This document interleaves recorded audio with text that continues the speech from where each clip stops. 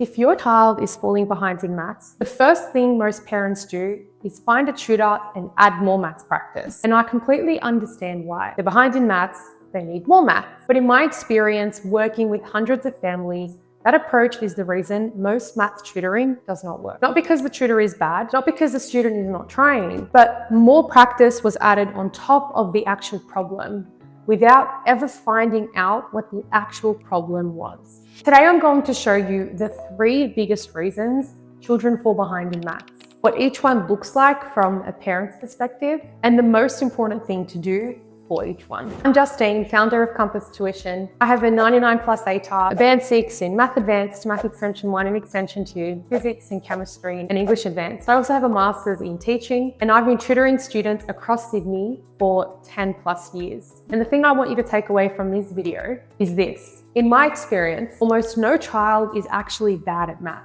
What they have is one of 3 very specific and very fixable problems. Let's go through them. Reason number 1, a foundation gap from an earlier year. This is by far one of the most common reasons I see students falling behind in maths. And it's also the most commonly missed. Here's the thing that makes maths different from every other subject. Maths is cumulative. Every new concept builds directly on top of something that came before it, which means if a concept from an earlier year was never properly understood, everything else built on top of it becomes unstable. Here's a real example from one of my sessions.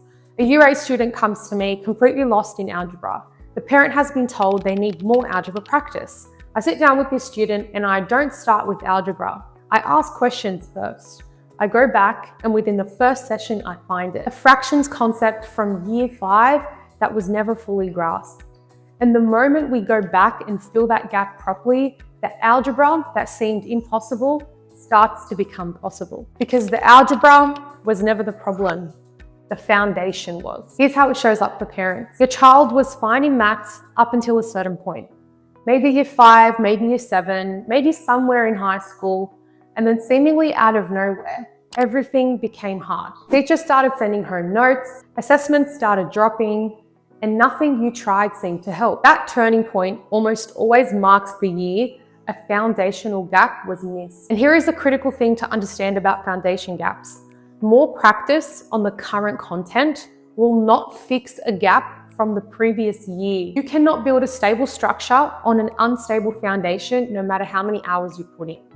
The only thing that fixes a foundational gap is going back, finding the exact concept that was missed, and filling it properly. Once that happens, the current content often clicks quickly because the structure underneath it is finally solid. So if this sounds like your child, the first thing to do is not add more Year 8 algebra. It's to trace back and find where the foundation started to crack. Reason number 2, a competence collapse that looks like a capability issue. This one is the one I feel most strongly about because I see it break kids every single day and it's completely preventable. Here's what happens. A student hits a concept they find hard. They try again, they struggle again, and somewhere along the way, they make a decision. Not a conscious decision, but a felt one. They decide that they're just not a maths person. And from that moment on, every maths problem they face is filtered through this belief. Before they even read the question, the brain has already decided it's going to be hard. And that decision shuts down the very thinking that they need to solve it.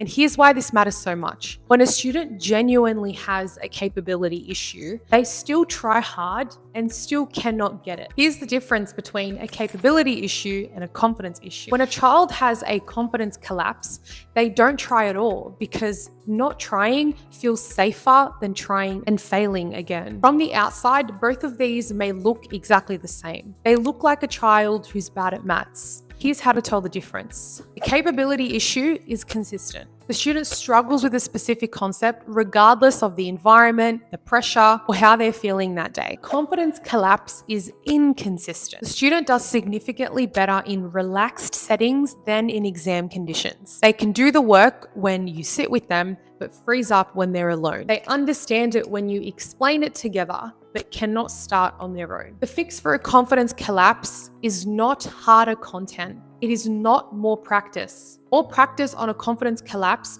builds one thing faster than anything else: the belief that they're not a math person. The fix is rebuilding the belief first. Win first, then challenge. Find something they can do really well. Start there. Creating early wins that gives the brain evidence that it can succeed. And then from that foundation of evidence, introducing the challenge. In every Compass session, the first question I am asking is not what they do not know, it's where is the confidence at? Because the answer to that question determines everything about how the session is structured. Reason number 3, a study and homework system that's not actually working. This one surprises parents the most because the child is working hard, they're spending hours on maths, and the marks are still not moving. And the reason is this: sitting at a desk is not studying. Reading through notes is not learning. Doing the same type of question over and over when you already know how to do it is not preparation. Real maths learning requires a very specific type of practice. It requires working with concepts you do not fully understand yet. It requires being wrong and working out why. It requires spacing practice over time rather than cramming it all the night before a test. And most students have never been taught how to do any of that. Here is how to spot a study system issue. Your child spends a long time on maths homework, but marks are not improving.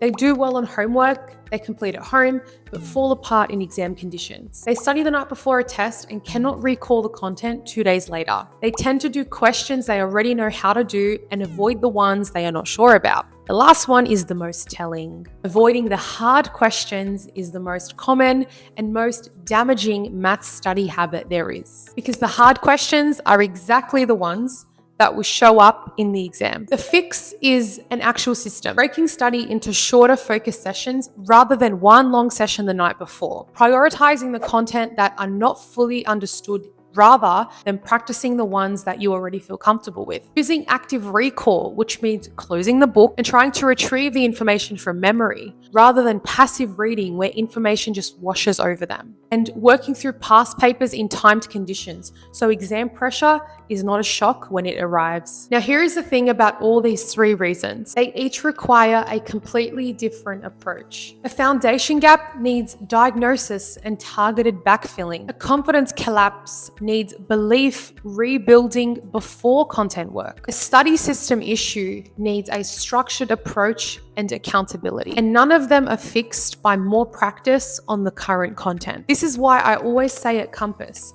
more does not mean better. The right support means better.